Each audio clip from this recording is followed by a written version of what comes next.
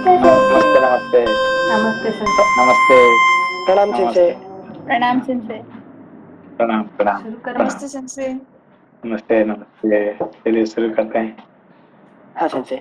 पृष्ठ संख्या 769, सॉरी 779, 769, 769। द्विसप्ततितमः सर्गः। वाल्मीकि जी से विदा ले शत्रुघ्न जी का अयोध्या में जाकर श्री राम आदि से मिलना और 7 दिनों तक वहां रहकर पुनः मधुपुरी को प्रस्थान करना। एक बार फिर से पढ़ रहे से। वाल्मीकि जी से विदा ले शत्रुघ्न जी का अयोध्या में जाकर श्री राम आदि से मिलना और 7 दिनों तक वहां रहकर पुनः मधुपुरी को प्रस्थान करना। सोते समय पुरुष सिंह शत्रुघ्न उस उत्तम श्री राम चरित्र संबंधी गान के विषय में अनेक प्रकार की बातें सोचते रहे, इसलिए रात में उन्हें बहुत देर तक नींद नहीं आई। वीणा के लय के साथ उस रामचरित गान का सुमधुर शब्द सुनकर महात्मा शत्रुघ्न की शेष रात बहुत जल्दी बीत गई। जब वह रात बीती और प्रातः काल आया, तब पूर्वान्न कालोचित नित्य कर्म करके शत्रुघ्न ने हाथ जोड़कर मुनिवर वाल्मीकि से कहा, भगवन, अब मैं रघुकुल नंदन श्री रघुनाथ जी का दर्शन करना चाहता हूँ। अतः यदि आपकी आज्ञा हो तो कठोर व्रत का पालन करने वाले इन साथियों के साथ मेरी अयोध्या जाने की इच्छा है। इस तरह की बात कहते हुए रघुकुल भूषण शत्रुसूदन शत्रुघ्न को वाल्मीकि जी ने हृदय से लगा लिया और जाने की आज्ञा दे दी। शत्रुघ्न श्री रघुनाथ जी के दर्शन के लिए उत्कंठित थे, इसलिए मुनि श्रेष्ठ वाल्मीकि को प्रणाम करके वे एक सुंदर दीप्तिमान रथ पर आरूढ़ हो तुरंत अयोध्या की ओर चल दिए। इक्ष्वाकु कुल को आनंदित करने वाले महाबाहु श्रीमान शत्रुघ्न रमणीय अयोध्यापुरी में प्रवेश करके सीधे उस राजमहल में गए जहां महातेजस्वी श्री राम विराजमान थे। जैसे सहस्त्र नेत्रधारी इंद्र देवताओं के बीच में बैठते हैं, उसी प्रकार पूर्ण चंद्रमा के समान मनोहर मुख वाले भगवान श्री राम मंत्रियों के मध्य भाग में विराजमान थे। शत्रुघ्न ने अपने तेज से प्रज्वलित होने वाले सत्य पराक्रमी महात्मा श्री राम को देखा, प्रणाम किया और हाथ जोड़कर कहा। एक बार से फिर से पढ़ रहे हैं। शत्रुघ्न ने अपने तेज से प्रज्वलित होने वाले सत्य पराक्रमी महात्मा श्री राम को देखा, प्रणाम किया और हाथ जोड़कर कहा, महाराज, आपने मुझे जिस काम के लिए आज्ञा दी थी वह सब मैं कर आया हूँ। पापी लवण मारा गया और उसकी खुरी भी कस गई। रघुनंदन, आपका दर्शन किए बिना ये 12 वर्ष तो किसी प्रकार बीत गए, किंतु नरेश्वर अब और अधिक काल तक आपसे दूर रहने का मुझ में साहस नहीं है। अगला पृष्ठ संख्या 770। अमित पराक्रमी काकुत्स्थ। जैसे छोटा बच्चा अपनी मां से अलग नहीं रह सकता, उसी प्रकार मैं चिरकाल तक आपसे दूर नहीं रह सकूंगा, इसलिए आप मुझ पर कृपा करें।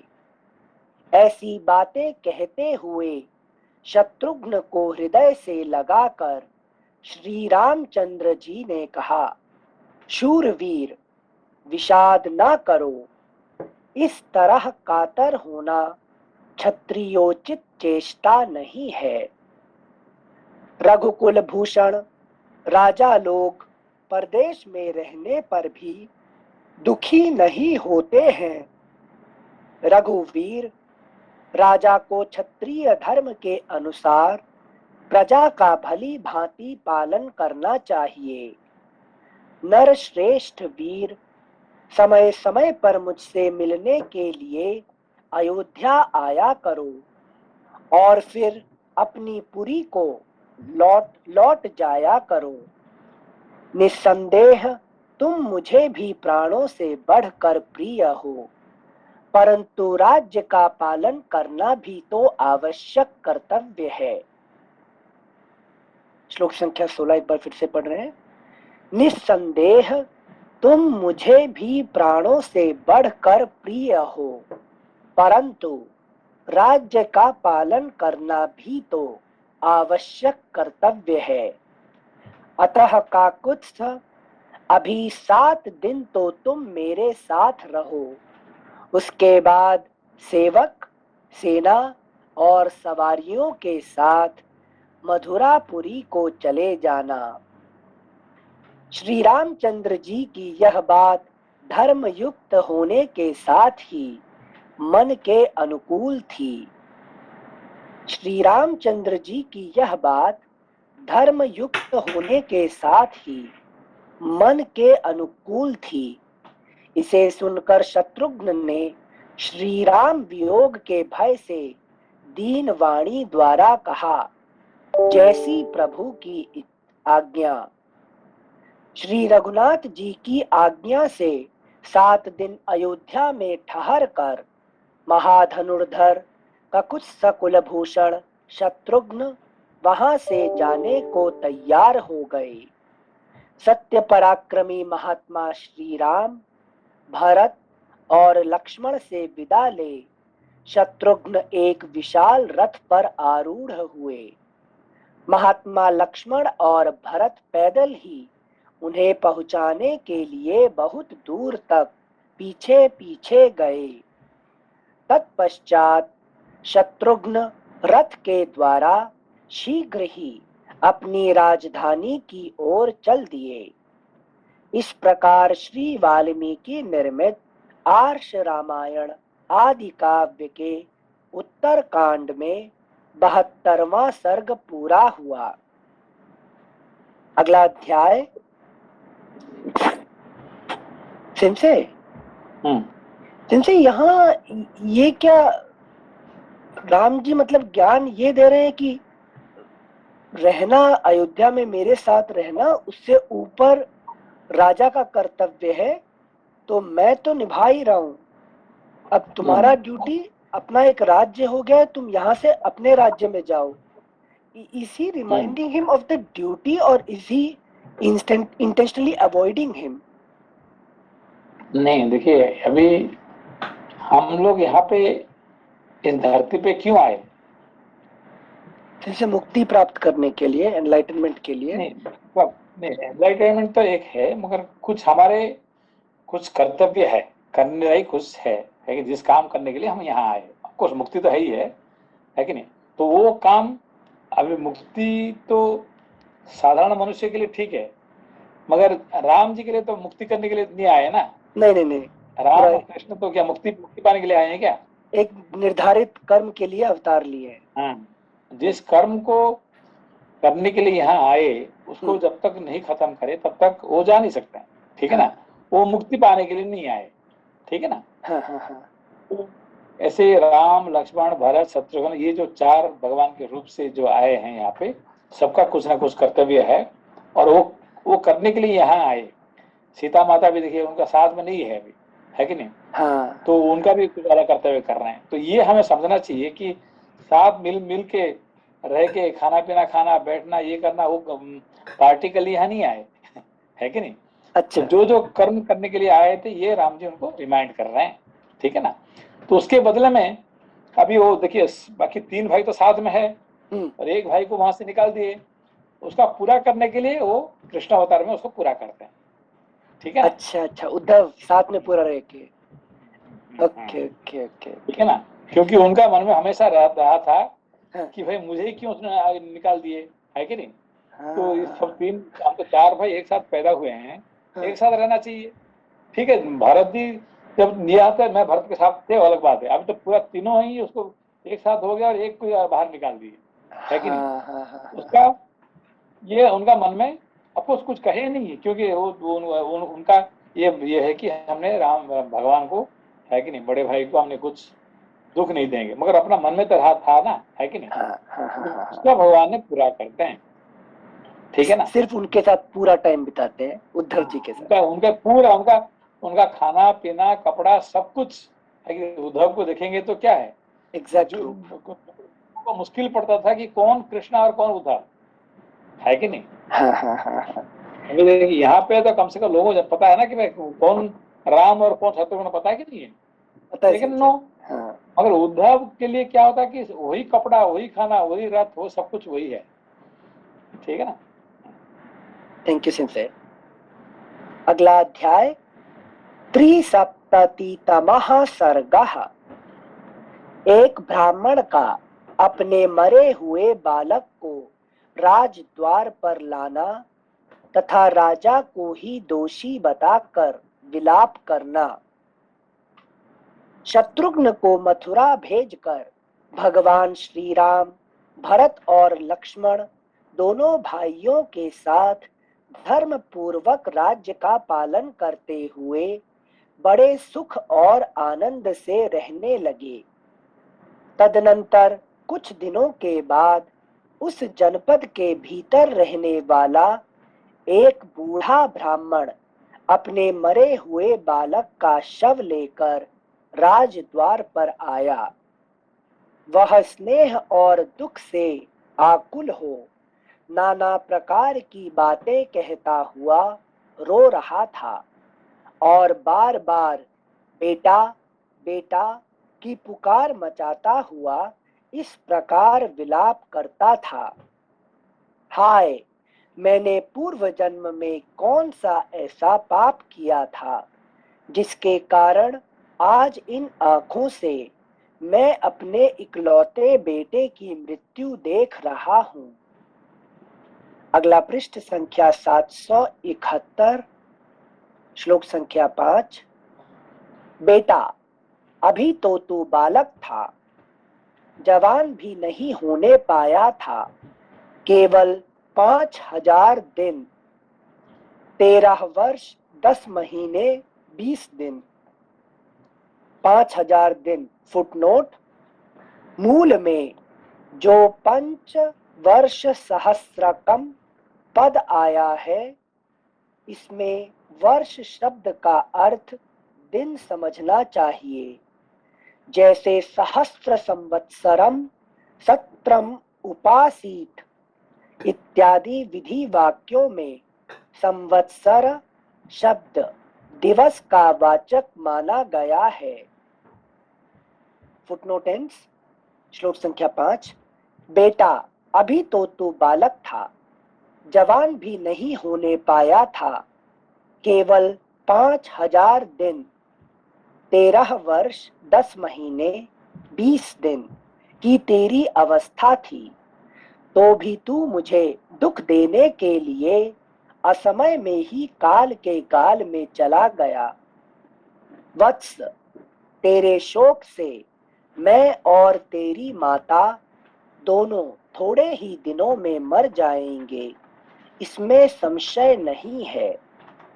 मुझे याद नहीं पड़ता कि कभी मैंने झूठ बात मुंह से निकाली हो, किसी की हिंसा की हो अथवा समस्त प्राणियों में से किसी को भी कभी कष्ट पहुंचाया हो। फिर आज किस पाप से मेरा यह बेटा पितृकर्म किए बिना इस बाल्यावस्था में ही यमराज के घर चला गया। श्री रामचंद्र जी के राज्य में तो अकाल मृत्यु की ऐसी भयंकर घटना ना पहले कभी देखी गई थी और ना सुनने में ही आई थी।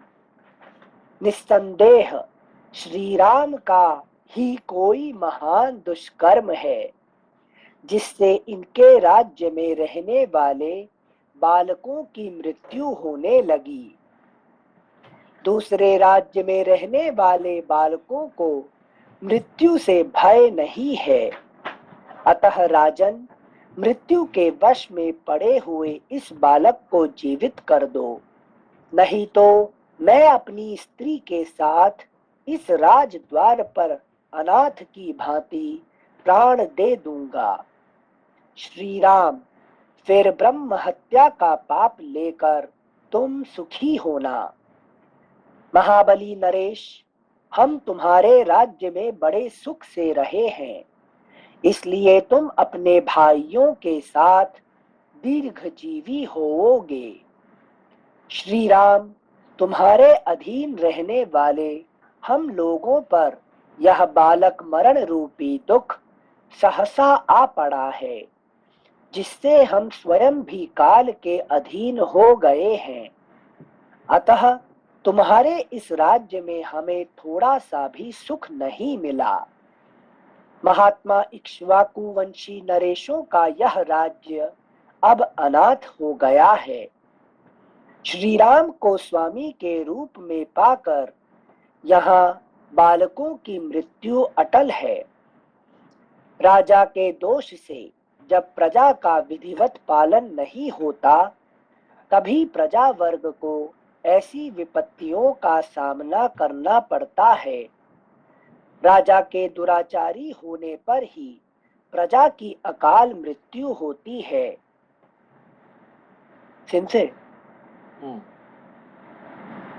वो राजा राम है तो डेफिनेटली वो कुछ करेंगे इन चीजों के लिए, बट इन सब चीजों में ब्राह्मण देवता मतलब मन स्थिति से ये नहीं सोचते कर्म थ्योरी अपने कर्म से सब होता है, तो जो लांछन लगा रहे हैं ये इस लांछन को राम जी ज्ञान से समझा सकते हैं ना। कर्म का फल हुआ, आपको कर्म का फल भुगतना है, ये चीज अपने ये साधारण लोगों के लिए ये कहने के लिए है। ये तो ये जानता है कि ये कौन है, ये है कि नहीं।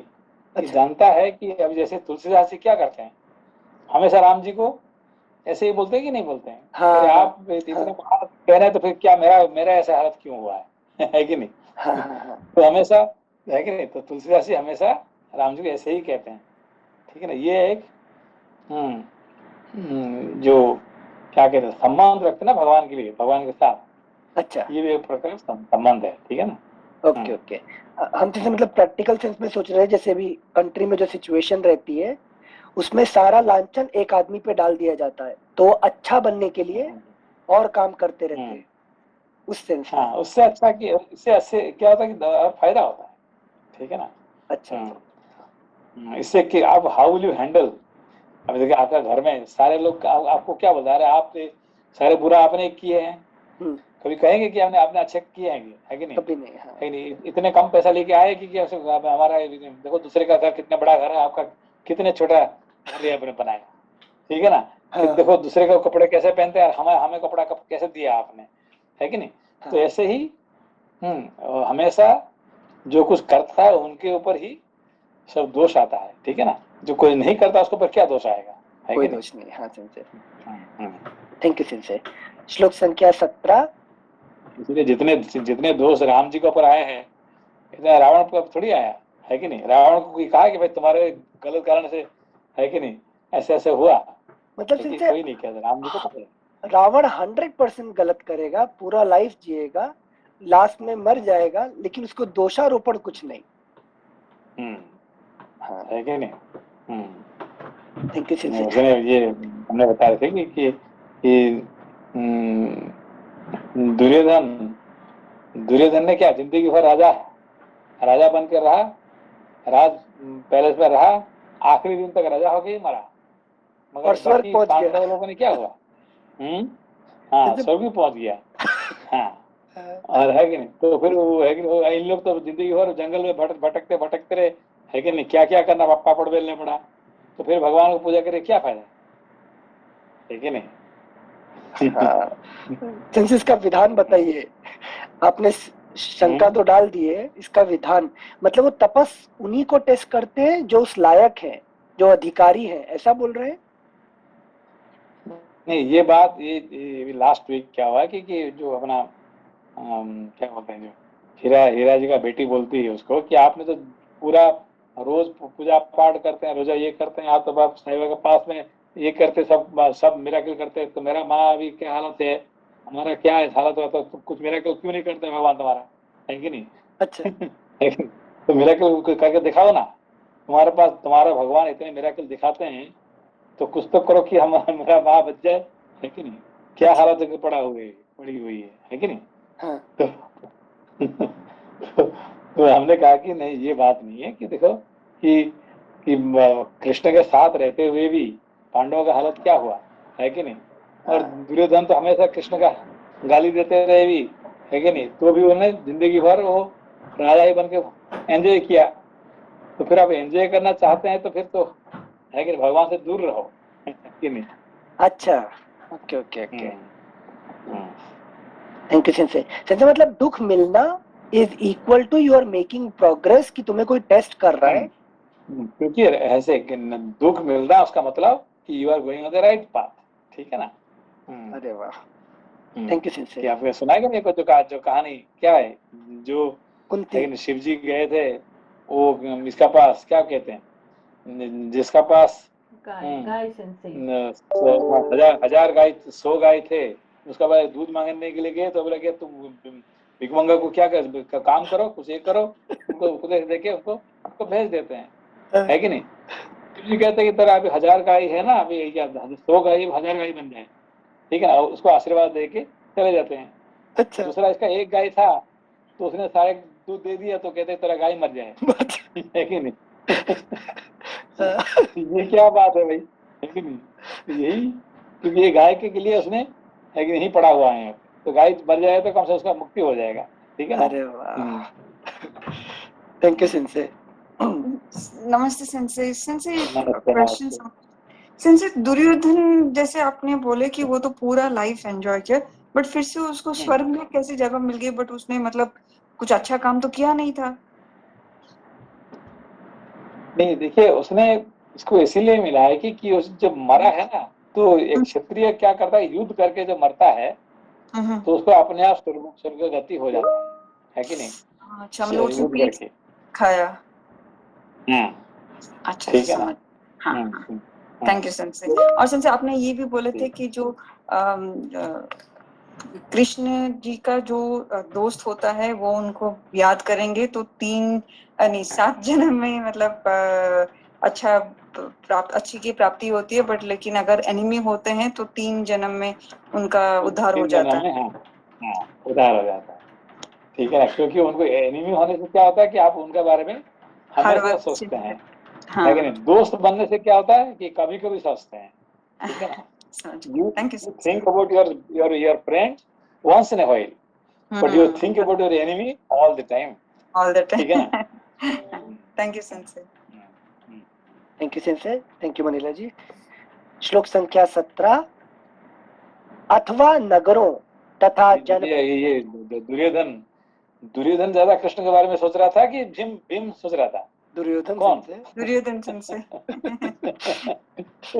क्योंकि फुल वो टाइम। सुबह उठ रहा है, ये कहाँ से ये क्या क्या उपदेश दे के क्या क्या कर रहा है कि नहीं? रोज सोच रहा था, ठीक है ना? तो जैसे रावण हमेशा राम जी के बारे में सोच रहा था, ठीक है ना? इसीलिए उसका उद्धार हो गया, मुक्ति मिल जाती है। Thank you sensei. जैसे वो गाली देने वाला दंत वक्त, और एक क्या तो दूसरा नाम, जो गाली देता रहता है हमेशा, 100 गाली वाला, शिशुपाल। वो सबसे ज्यादा सोचता था ना, गाली दे दे के, तो वो समा गए कृष्ण में ही। मतलब इसीलिए जो है कि नहीं, हाँ, जो आप दुश्मन के बारे में ज्यादा सोचते हैं, दोस्त के बारे में कम सोचते हैं, ठीक है ना। थैंक यू ठीक संजय। है। श्लोक संख्या 17। अथवा नगरों तथा जनपदों में रहने वाले लोग जब अनुचित कर्म पापाचार करते हैं और वहां रक्षा की कोई व्यवस्था नहीं होती, उन्हें अनुचित कर्म से रोकने के लिए कोई उपाय नहीं किया जाता, तभी देश की प्रजा में अकाल मृत्यु का भय प्राप्त होता है।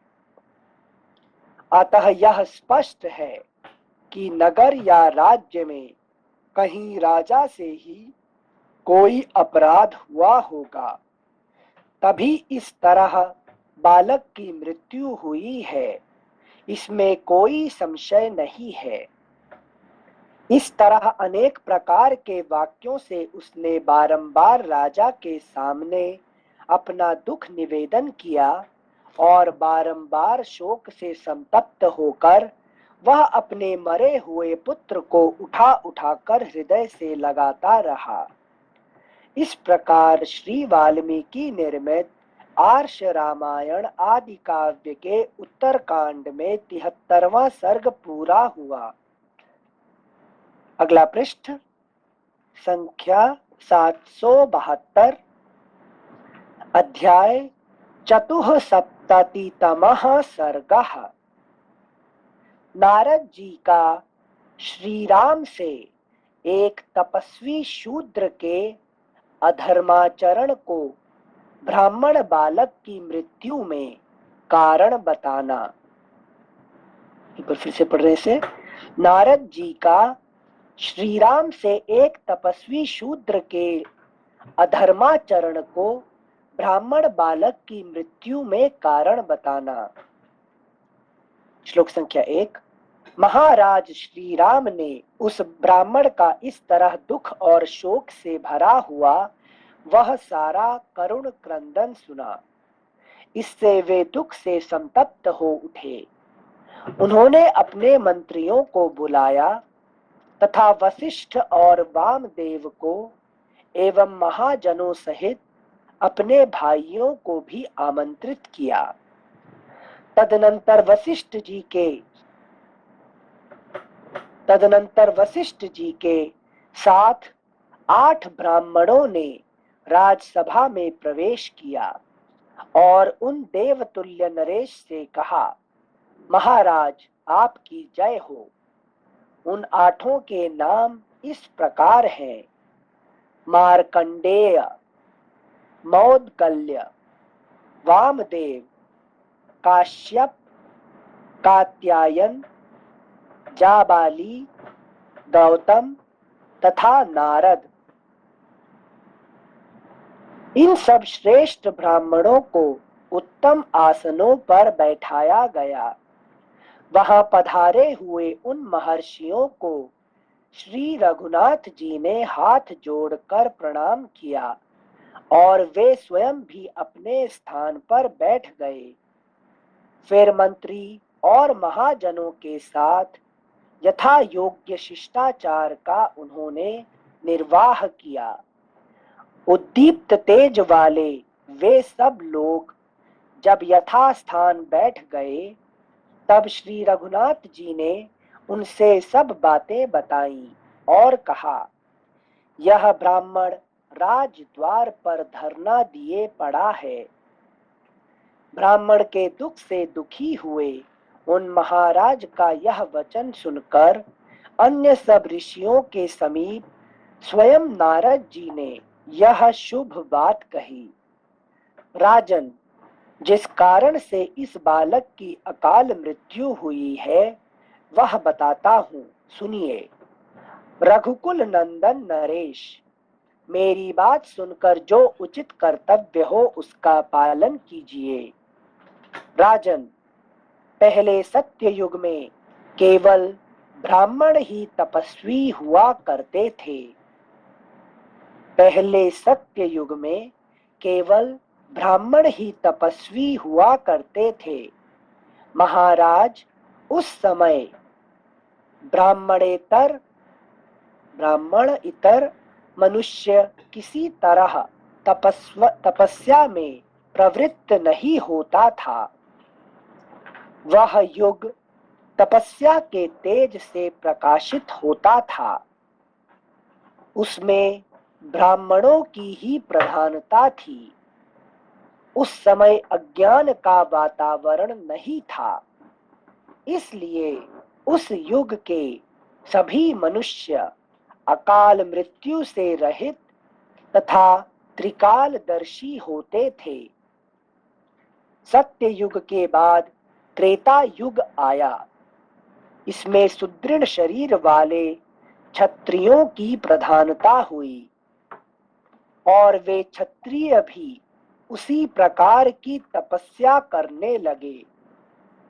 परंतु त्रेता युग में जो महात्मा पुरुष हैं, उनकी अपेक्षा सत्य युग के लोग तप और पराक्रम की दृष्टि से बढ़े चढ़े थे।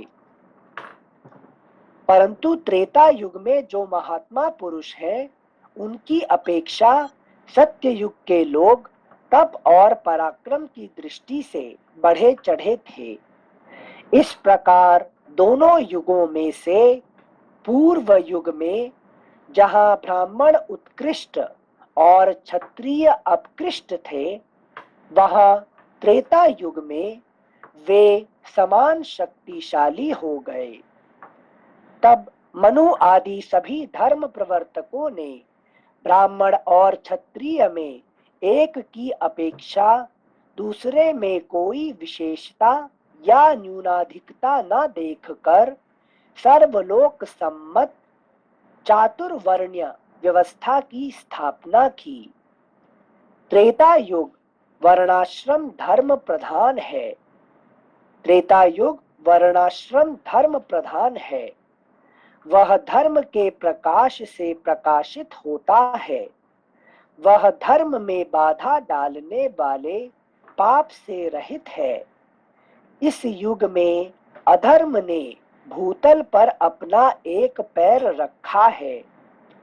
अधर्म से युक्त होने के कारण यहाँ लोगों का तेज धीरे धीरे घटता जाएगा। अगला पृष्ठ संख्या 773। सत्य युग में जीविका का साधन भूत कृषि आदि रजोगुण मूलक कर्म अनृत कहलाता था और मल के समान अत्यंत त्याज्य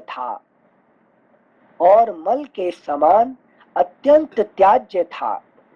वह अनृत ही अधर्म का एक पाद होकर त्रेता में इस भूतल पर स्थित हुआ। इनसे नहीं समझ आया।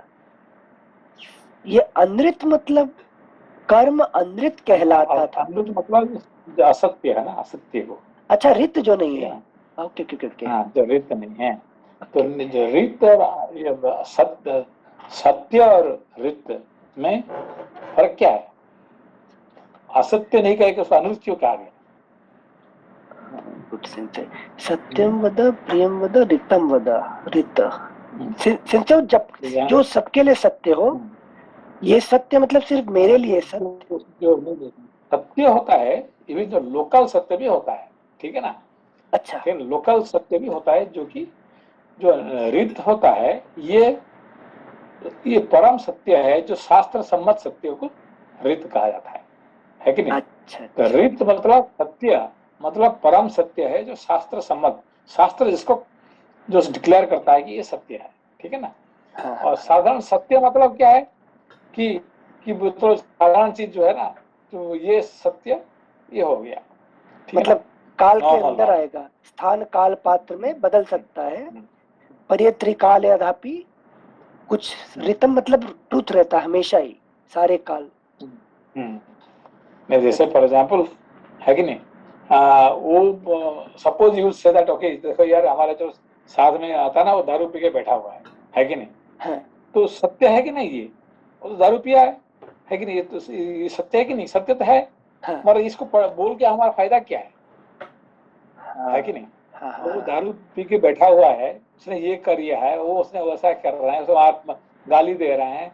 अब ये करके ये शास्त्र सम्मत है क्या? ये नहीं है, है कि नहीं? गॉसिप हो गया ये। मतलब सत्य है, बट इज इट ट्रूथ, है कि नहीं? तो हम झूठ नहीं बोल रहे हैं, सच बोल रहे हैं।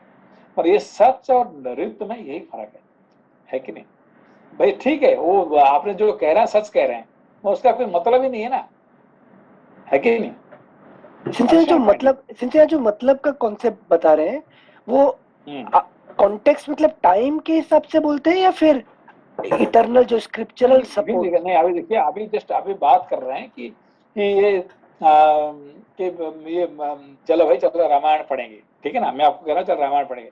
आज देखिए, आज क्या हुआ कि मेरे साथ में जो काम करता था ना, वो दारू पी के बस वहीं बैठा हुआ है, आप इधर 1 घंटे से गाली दे रहे हैं, ये कर रहे हैं। अब उसके बारे में आप 1 घंटा आपने आप उसके जितने बात करेंगे, इज इट वर्थ? इतना टाइम वेस्ट हो गया ना, है कि नहीं? और आप जो कह रहे हैं सच कह रहे हैं, पूरा सच है, हाँ सत्य है। मगर इसमें से कोई हमारे इतना टाइम वेस्ट करने का क्या जरूरत है? कोई बेनिफिट नहीं है संसार का, ना हमारा कोई, लेकिन हाँ, ठीक है ना? तो इसको ये सत्य होते हुए भी ये रित नहीं है, ठीक है ना? हाँ। तो सिंथेसिस को एक बार पढ़ते हैं वापस से। वो कह रहे हैं सत्य युग में जीविका का साधन भूत कृषि आदि रजोगुण मूलक कर्म अनृत कहलाता था। मतलब कृषि जिससे आजीविका चले वो रजस गुण मूल कर्म है, पर वो भी अनृत था, जो आगे वाले काल में जाके मेन हो गया। ठीक है ना? अच्छा अच्छा अच्छा अच्छा अच्छा। आपने उससे पहले आपने यहाँ देखिए, ये जो बात शुरू हुआ ना, ये आपने 13 से फिर पढ़ी है। 13 से, ओके। 13 श्लोक संख्या 13। इस प्रकार दोनों युगों में से पूर्व युग में जहां ब्राह्मण उत्कृष्ट और क्षत्रिय अपकृष्ट थे, वहां त्रेता। ब्राह्मण उत्कृष्ट, देखिए ब्राह्मण उत्कृष्ट और क्षत्रिय अपकृष्ट है, क्यों? है कि नहीं? क्यों ऐसा कहा गया? जैसे मतलब सत्य युग में 100% of thought was for the purpose of knowledge and wisdom, कुछ और टॉपिक ही नहीं है। यहाँ पे कहा कि ब्राह्मण तपस्या करते थे, है कि नहीं? हाँ। ब्राह्मण तपस्या करने से पे क्या होता है? ये सत्य युग होता है। जो क्षत्रिय तपस्या करेगा क्या होता है? वो त्रेता युग हो जाएगा। जो वैश्य तपस्या करेगा तो फिर क्या होगा? द्वापर युग होगा। और जो शूद्र तपस्या करेगा तो फिर क्या होगा? कलियुग होगा। कलियुग समझ में? पूरी तरह से तपस्या कर कौन रहा है? कर्म सेम है, तपस्या कौन कर रहा है कि नहीं? उससे युग का परिवर्तन होता है। अरे वाह, टोटल साइंस एक्सप्लेन कर दिया। तो what purpose you are doing तपस्या, किस पर्पस के लिए, है कि नहीं? नहीं, यहाँ पे ब्राह्मण कर रहे हैं मतलब पर ज्ञान के लिए। तपस्या किस लिए कर रहे हैं? ज्ञान के लिए, मुक्ति के लिए, मोक्ष के लिए तपस्या कर रहे हैं। इसको कहते हैं ब्राह्मण तपस्या कर रहे हैं। क्षत्रिय तपस्या क्यों कर रहे हैं? ना पावर चाहिए, नाम चाहिए, ये चाहिए, है कि नहीं? उसके लिए हो गया क्षत्रिय। वैश्य तपस्या क्यों कर रहे हैं? तो पैसा चाहिए, धन चाहिए, कृषि चाहिए, है कि नहीं? इसीलिए वो तपस्या कर रहा है, बहुत मेहनत कर रहा है, ठीक है ना? और शूद्र क्यों तपस्या कर रहा है? एंजॉय करने की, है कि नहीं? और सिंधे चांडाल तो हाँ सिंधे चांडाल तो तपस्या नहीं करता ना। नहीं, लड़ाई करने के तो बहुत तपस्या करता है, मारपीट करने के लिए, गाली देने के लिए वो तो बहुत ही तपस्या कर रहा है ना, है कि नहीं? अच्छा। तपस्या मतलब क्या? जिसके लिए आप कोशिश बड़े जोर से कोशिश कर रहे हैं, सो तपस्या होती है। यहाँ पे तपस्या मतलब you are trying your best. अच्छा, पुटिंग सेल्फ एफर्ट उसके पीछे। हाँ, पुटिंग लॉट्स ऑफ एफर्ट। अभी शूद्र तपस्या बहुत तपस्या कर रहा है, क्यों?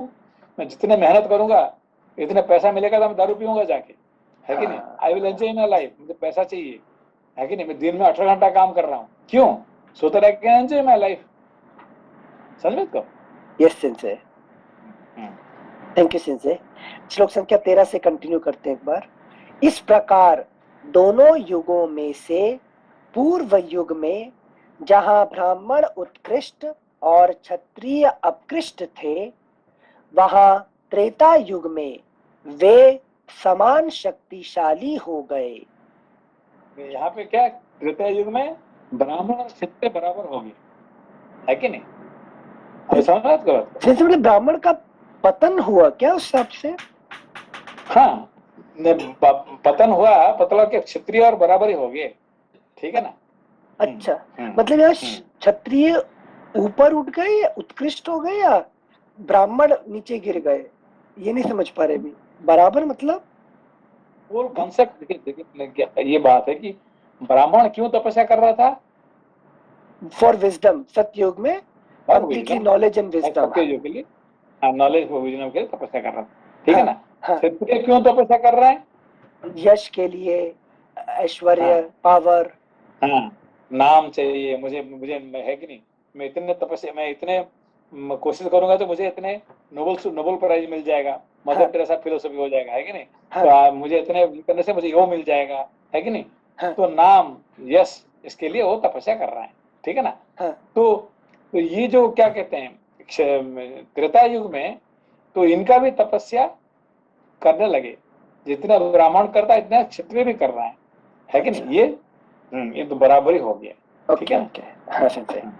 श्लोक तो संख्या ब्राह्मण तो कर ही रहे हैं, बस ऐसा नहीं कि ब्राह्मण नहीं कर रहा है, ब्राह्मण तो कर रहा है, उसके साथ साथ क्षत्रिय भी कर रहा है, ठीक है ना? हाँ, और द्वापर युग में ब्राह्मण भी कर रहा है, क्षत्रिय क्षत्रिय भी भी कर कर रहा रहा है और है, वैश्य भी कर वैश्य रहा भी। हाँ, है कि नहीं? और यहाँ पे शूद्र कलयुग भी में कर रहा है, शूद्र भी। अपना अपना तपस्या कर रहा है कि नहीं? हाँ हाँ हाँ, थैंक यू संजय। श्लोक संख्या 14। सेंसेई एक मिनट। हाँ भैया। सेंसेई ऐसा कहा जाता है कि ब्राह्मण को तो तपस्या करनी चाहिए और बाकी वर्णों को ब्राह्मण की सेवा करनी चाहिए। तो सेंसेई सेवा और तपस्या में क्या मेन डिफरेंस है? तपस्या मतलब, तपस्या को यहाँ पे होता है कि तप, तप मतलब क्या है? सेंसेई तप मतलब क्या? सेंसेई जो शरीर एक को वर्ड है ताप, ताप मालूम, ताप, ताप हम्म, मतलब क्या है? Heat Sensei. गर्मी, जी गर्मी होता है कि नहीं? तो आप जितना मेहनत करेंगे तो क्या होता है, बॉडी में गर्मी हो जाता है कि नहीं? यू फील वेरी हॉट, है कि नहीं? जी तो हीट जनरेशन होता है, इसको कहते हैं तप, जहाँ पे हीट जनरेशन होता है, इतने मेहनत करते हैं कि आपका बॉडी गर्म हो जाता है, ठीक है ना? तो इसको जी तप कहते हैं कि when you are doing, putting lots of effort, ठीक है ना? तो एफर्ट क्यों आप करते हैं? तो ब्राह्मण एफर्ट करता है कि उसको मुक्ति प्राप्ति करने के लिए, ज्ञान प्राप्ति करने के लिए। क्षत्रिय करता है इसलिए कि उसको नाम, यश, है कि नहीं, कुछ ये चाहिए, है कि नहीं? तो अगला जन्म में उसको वो चाहिए, कुछ कुछ चाहिए, इंद्रलोक चाहिए, ठीक है ना? वो क्षत्रिय का तपस। और वैश्य का क्यों कर रहा है? कि उसको पैसा चाहिए, ठीक है ना? जी और शूद्र क्यों कर रहा है? कि उसको एंजॉय एंजॉयमेंट्स करने के लिए उसको जी चाहिए उसको, ठीक है ना? ये चार तरह से है कि ये चारों लोगों के जो तपस्या के हिसाब से ये कौन सा युग है? सत्य युग, त्रेता युग, द्वापर युग और कलयुग, ठीक है ना? अच्छा। तो सेंसेई जो सेवा का कर्म है उसमें एफर्ट नहीं है क्या?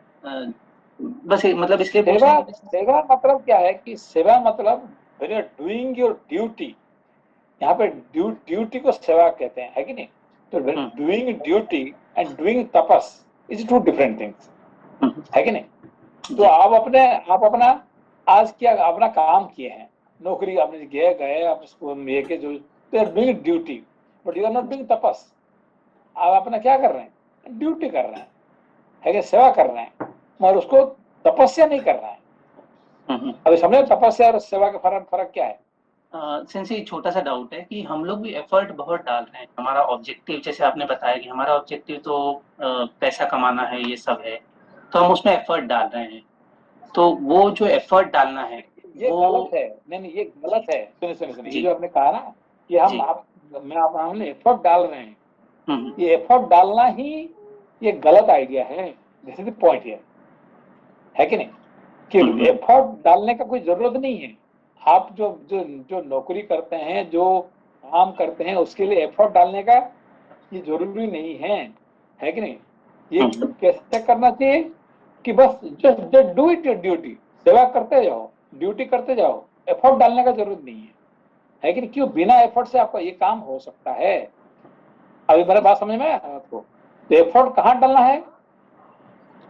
ज्ञान में ज्ञान ज्ञान प्राप्ति के करने के लिए, मुक्ति प्राप्त करने के लिए, धर्म को रास्ता में जाने के लिए, इसके लिए आपको एफर्ट डालना एफर्ट पड़ेगा। डालना बिना एफर्ट से अच्छा। काम नहीं होगा, है कि नहीं? मैं ओके। खाना खाने के लिए बहुत एफर्ट कर रहा हूँ, सुनिए, I am making lots of effort to eat my food, I am making lots of effort to sleep. उसका मतलब आप बीमारी है, आप समझ मत हुई। जी जी मोमेंट से मैं बहुत एफर्ट डाल रहा हूँ खाना खाने के लिए, बहुत एफर्ट डाल रहा हूँ मैं सोने के लिए, उसका मतलब आप नॉर्मल नहीं है, आप नॉर्मल है, आपका बीमारी से है ना, इसलिए सोने के लिए बहुत मेहनत करना पड़ता है कि नहीं? जी अब बात समझ में आपको?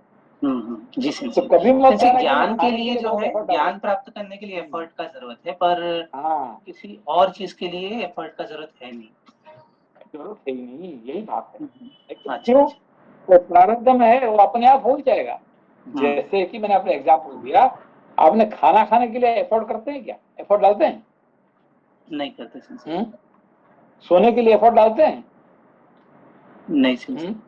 नहाने के लिए एफर्ट डालते हैं? हैं? नहीं सिंसे, वो तो नहीं, करना। I'm making lots of effort to take bath. No no. है कि नहीं?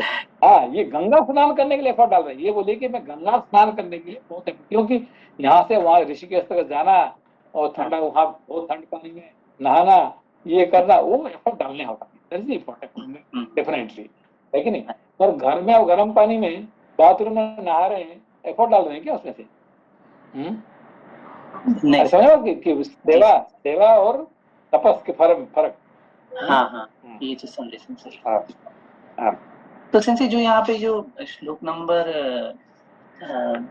12 में जो लिखा हुआ है, 13 में जो लिखा हुआ है कि ये दोनों बराबर हो गए, दोनों पहले अलग अलग थे, ब्राह्मण उत्कृष्ट और क्षत्रिय अपकृष्ट थे, तो वहाँ त्रेता युग में समान शक्तिशाली हो। इसका मतलब कि क्षत्रियों ने जो है वो ज्यादा एफर्ट किया, हाँ वो तपस्या ही आप तपस्या करने लगे, है कि नहीं? तब मतलब ये भी अपना नाम कमाने के लिए ये भी एफर्ट डाल रहे हैं, है कि नहीं? That is a wrong thing, है कि नहीं? यहाँ पे एफर्ट डालना जरूरी नहीं है, ठीक है ना? तो ब्राह्मण ही तपस्या करने के लिए योग्य होता है। क्यों? मुक्ति प्राप्ति करने के लिए, ज्ञान प्राप्ति करने के लिए, धर्म को रास्ते में जाने के लिए, है कि नहीं? संसार में शांति ये करने के लिए, वो इसके लिए शांति करने के लिए एफर्ट चाहिए। युद्ध करने के लिए एफर्ट का जरूरत नहीं है, है कि नहीं? जो युद्ध करता है उसका एफर्ट डालता है क्या? है कि नहीं? मगर शांति के लिए एफर्ट जरूर चाहिए। जी ठीक है ना? Thank you very much. से श्लोक संख्या 14।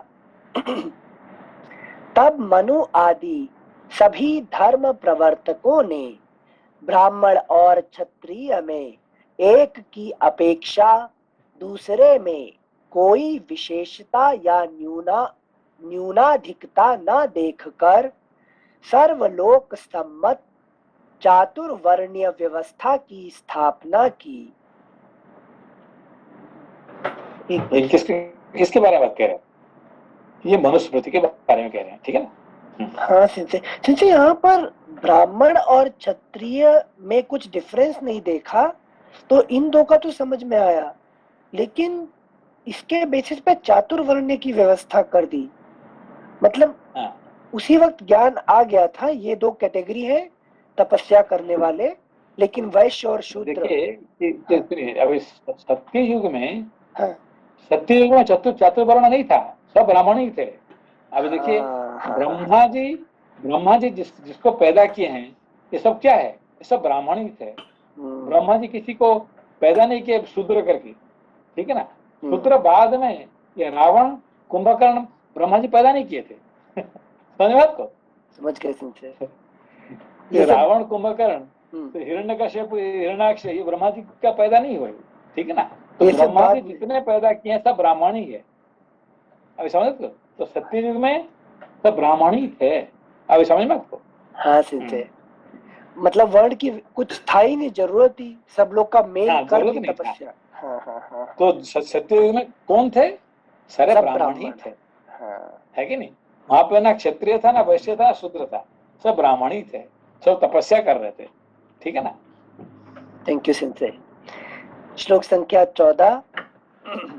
तब मनु आदि सभी धर्म ごめんなさい。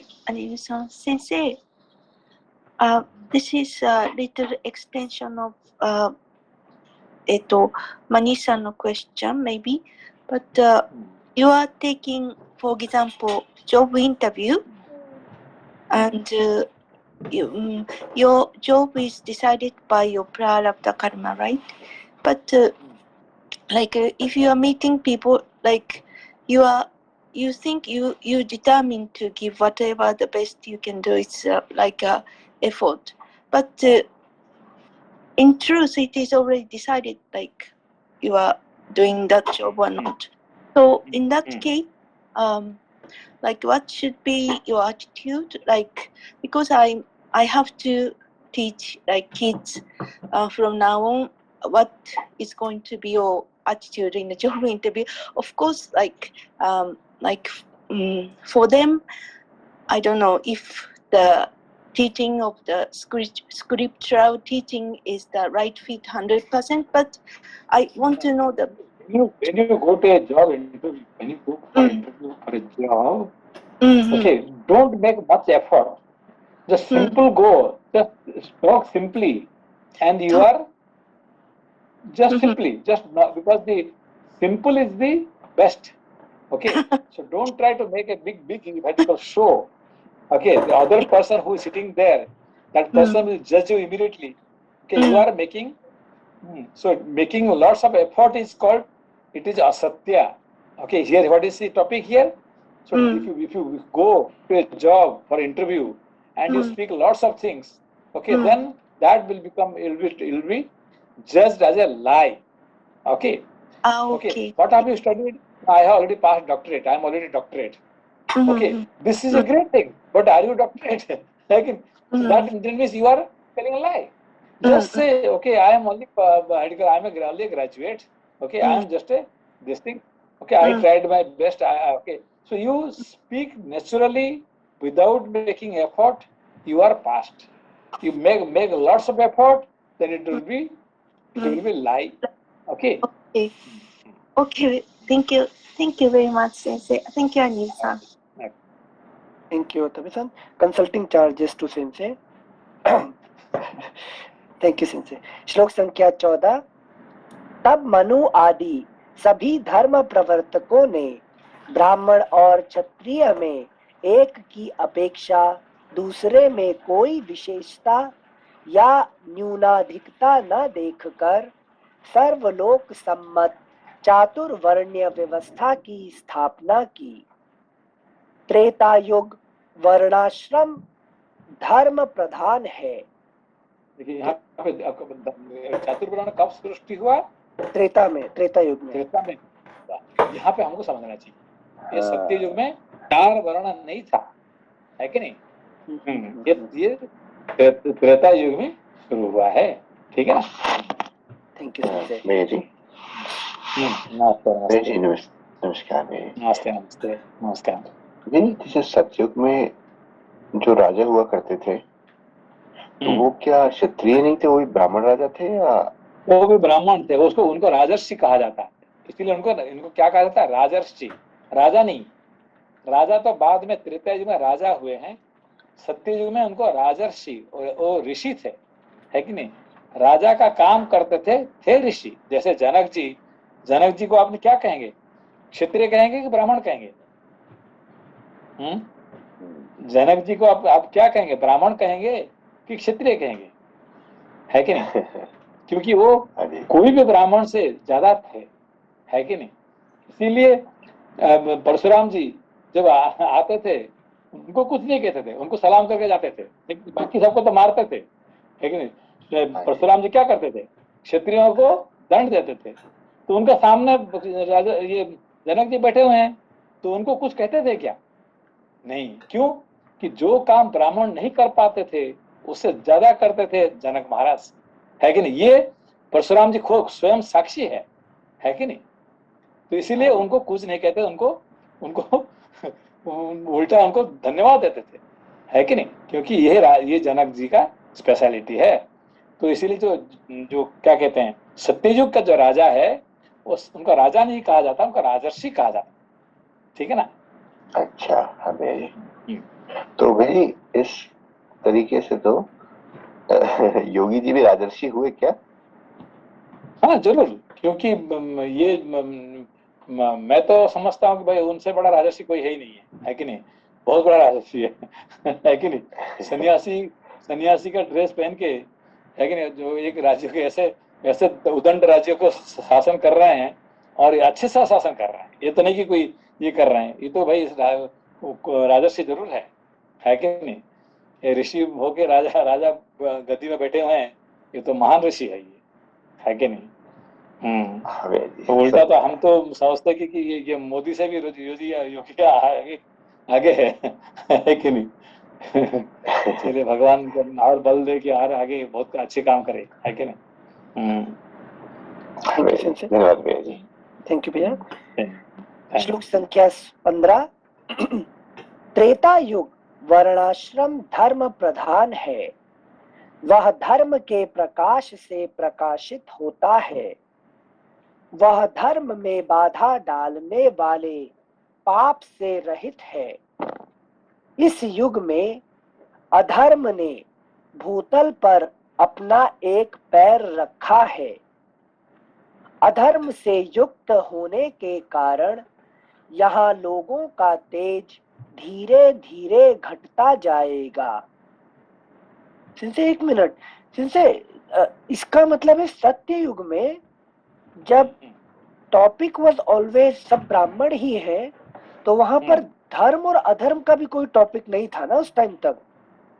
क्योंकि सब कोई ऐसा मतलब दूसरा शब्द ही नहीं है दिस एक्शन इज अधर्म, बिकॉज सब ब्राह्मण सब धर्म से ऊपर ही कार्य कर रहे हैं, तो वो सब भी धर्म। बाद में ये आएगा कि सत्ययुग, त्रेता युग, द्वापर युग, कलियुग, ऐसा कोई टाइम फ्रेम नहीं है जब मनुष्य, है कि नहीं, अपना ब्राह्मण भाव से जो जीता है तो उसको वो सत्ययुग, उसके लिए सत्ययुग। फॉर यू इट इज, है कि नहीं, यू डिसाइड व्हिच युग इज नाउ फॉर यू, है कि नहीं? अभी टाइम फ्रेम हिसाब से हमने कलियुग में है, जरूर है, मगर आपके लिए कौन सा युग है?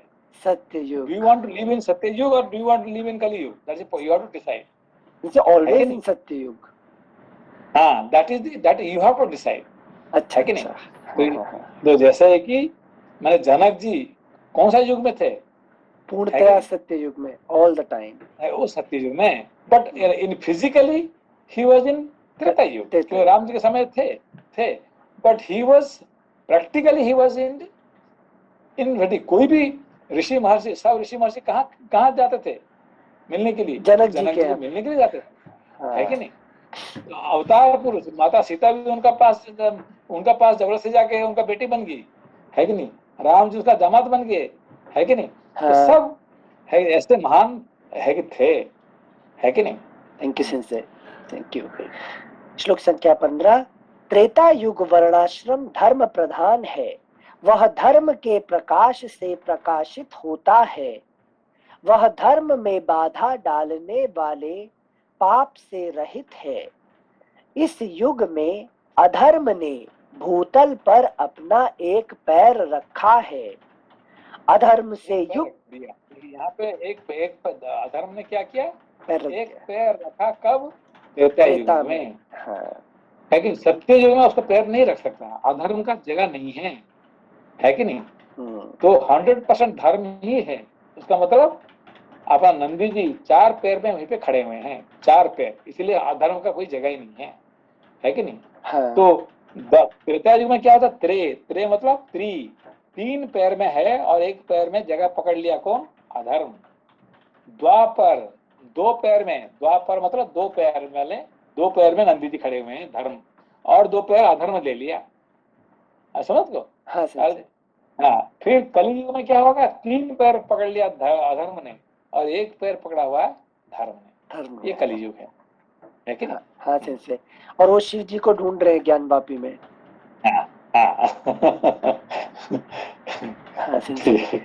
Thank you sensei. श्लोक संख्या 15। इस युग में अधर्म ने भूतल पर अपना एक पैर रखा है। अधर्म से युक्त होने के कारण यहाँ लोगों का तेज धीरे धीरे घटता जाएगा। अगला पृष्ठ संख्या 773। सत्य युग में जीविका का साधन भूत कृषि आदि रजोगुण मूलक कर्म अनृत कहलाता था। और समझ मत कीजिए, अनृत मतलब यहाँ पे क्या है कि देखिए ये कृषि आदि कर्म ये क्या है? असत्य। अरे कृषि आदि असत्य कैसे हो गया? कि जो हम जो नौकरी करते हैं, हम जो कर्म करते हैं, ये सब क्या है? इसमें असत्य है। अभी समझ में आया बात को? हाँ संजय, आपका जॉब क्या है? असत्य। असत्य। अरे जॉब कैसे असत्य हो गया? बस ये तो 2 रोटी खाने के लिए तो काम कर रहे हैं। हम काम क्यों कर रहे हैं? बस, लेकिन रोटी के लिए। वो शरीर है चलाने के लिए, है कि नहीं? ये करने कर रहे हैं, दैट इज नॉट इम्पोर्टेंट। ये सत्य नहीं हमारे लिए, है कि नहीं? हमारे लिए सत्य क्या है कि नहीं? अलग चीज है। ब्राह्मण वृत्ति। अभी समझ में सत्य असत्य हाँ परिभाषा। जैसे इससे बड़ी परिभाषा ये समझ में आई, जो काल वगैरह सोचते हैं वो नहीं है, इन दिस मोमेंट इटसेल्फ सत्ययुग में है। आप कौन सा युग में रहना चाहते हैं? You have to decide which yug you want to be, not that where you will be. Okay, where you want to be. Thank you sensei. श्लोक संख्या 17। सत्य युग में जीविका का साधन भूत कृषि आदि रजोगुण मूलक कर्म अनृत कहलाता था और मल के समान अत्यंत त्याज्य था। वह अत्यंत त्याज्य था, है कि नहीं? ये समझ में आया ना? ये जैसे मल त्याग करते हैं वैसे ही कृषि आदि रजोगुण कर्म को भी त्याग देते थे लोग। नहीं, त्याग देते थे नहीं है। अच्छा, दिस इज एज, देखिए मल त्याग करना, is it important? Not important, very important. Not that हम उसको क्या करते हैं, वी विल, नहीं हम मल त्याग नहीं करेंगे क्योंकि बुरा है। नहीं बुरा नहीं है, वी हैव टू रिक्वायर्ड, है कि ये तो इज इम्पोर्टेंट, है कि नहीं? तो कृषि is important, but important to what extent? बस जब तक हमको रोटी देगा हमको, है कि नहीं? उससे ज्यादा नहीं। अब समझ, ये अनृत मतलब ये नहीं कि असत्य उसको छोड़ दो। अभी हम क्या सोचते हैं, नहीं ये सब क्या है, छोड़ दो। मिथ्या का अर्थ ये नहीं कि छोड़ देना, है कि नहीं? अभी समझ बात को? हाँ सर, मिथ्या का अर्थ ये नहीं कि इसे छोड़ देना, मतलब अभी के लिए वो पूर्णतः सत्य है। मल त्याग जो है ना, ये तो भाई मल क्यों त्याग कर रहे हैं? क्यों? Because is unimportant. मल इज अनइम्पोर्टेंट, बट मल त्याग करना ये this is important, most important for body to be healthy, है कि नहीं? पॉइंट ये। Thank you सिंसे। बट वो जो मल त्याग एक्टिविटी है इम्पोर्टेंट है, but not from scriptural point of view, not in bigger context. नहीं यहाँ पे देखिए, यहाँ पे मल इटसेल्फ इज नॉट इम्पोर्टेंट, इसलिए आप फेंक रहे हैं, है कि नहीं? अच्छा, आप टॉयलेट क्यों जा रहे हैं? कि मल को त्याग करने के लिए। क्यों त्याग कर रहे हैं? Because is not important. हमारे शरीर में रहना जरूरी नहीं है, उसको फेंकने के लिए हम जा रहे हैं। पर मल त्याग करने का जो क्रिया है, वो क्रिया क्या है? Very important. अच्छा, अब समझे, मल इज अनइम्पोर्टेंट बट क्रिया इज वेरी इंपॉर्टेंट। समझे बात को? तो बात को हाँ सिंसे, कृषि करना मतलब जीने के लिए नौकरी करना इज इम्पोर्टेंट, क्योंकि अभी सस्टेन करना naukri itself is unimportant, naukri itself is not important, है कि नहीं? Thank you sensei. वह अनृत ही अधर्म का एक पाद होकर त्रेता में इस भूतल पर स्थित हुआ। एक मिनट अनिल जी। हाँ भैया, जस्ट एक रिपीट कर रहे हैं जो आपने बताया। जो अनृत है वो मतलब वेद सम्मत नहीं है। परमानेंट ट्रूथ एक्चुअली क्या? अनृत मतलब ये सोच के वेद छोड़ दीजिए जी। अनृत किसको कहते हैं? कि this is which is not permanent truth. Not permanent truth is called anrit, permanent truth is called nrit. तो ये समझ में आया? रित नहीं, रित और अनृत, अनृत रित, ठीक है ना? तो सत्य क्या है? सत्य क्या है कि वो दारू पी के बैठ के अभी गाली दे रहे हैं, ये सत्य है। पर ये रित नहीं है। रित की नहीं, नॉट इम्पोर्टेंट फॉर मी, ठीक है ना? अभी रित और सत्य फर्क समझ में आपको? दो सेंसी जो रित है फिर बोलिए। पड़ता है। भैया आवाज नहीं आ रहा मुकेश भैया। हाँ मनीष भैया।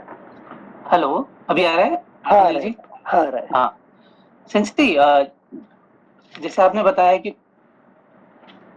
सत्य है, पर चूंकि वो परमानेंट नहीं है, वो नृत्य नहीं है, रित नहीं है। रित नृत्य नहीं है, रित रित अनृत, रिता अच्छा। रिता अनृता, ठीक है ना। अन जोड़ने से अनृत हो जाता है।